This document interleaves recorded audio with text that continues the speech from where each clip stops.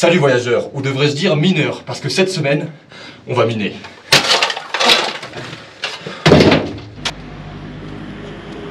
Il y a 15 000 mineurs pour 160 000 habitants à Potosí. Porque la coca es un energético. Ce sont principalement des mines de zinc, matériaux utilisés principalement pour les batteries et les toitures. De ese oscuro negro es zinc. L'extraction a commencé en 1545 par les Espagnols jusqu'en 1825, date de l'indépendance de la Bolivie. Au début, il y avait beaucoup de minerais d'argent. Maintenant, il n'y a quasiment plus que du zinc. Les mines du Cerro Rico font partie du patrimoine naturel et culturel de l'UNESCO. Este es el tío.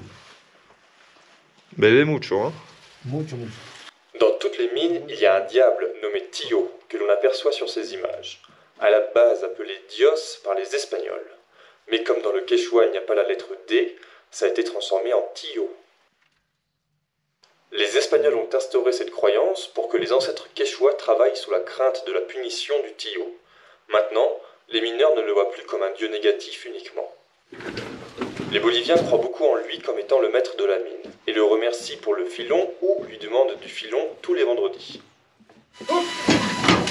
Eso.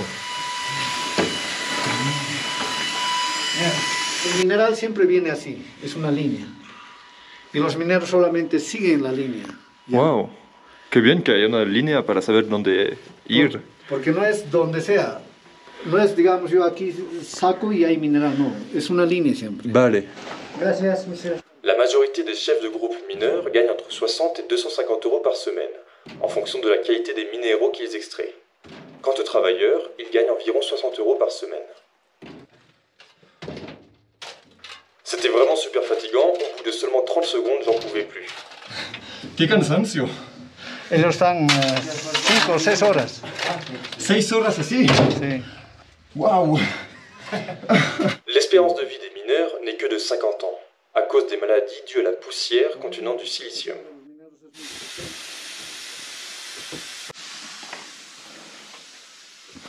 Là, on va voir quelque chose de rassurant.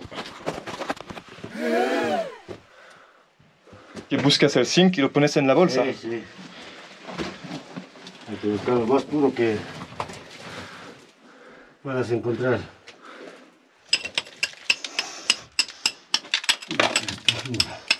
¿Y cuánto cuesta un kilo de esto? No mucho.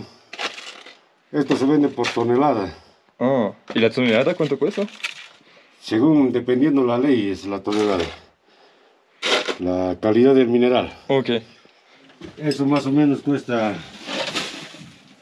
entre 2.000 y 3.000 bolivianos, una tonelada. Vale.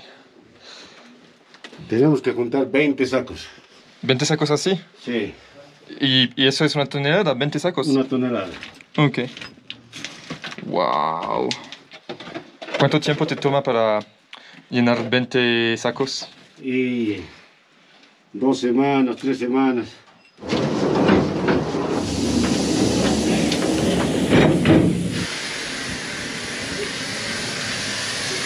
Et puis j'ai pris un bus pour Uyuni.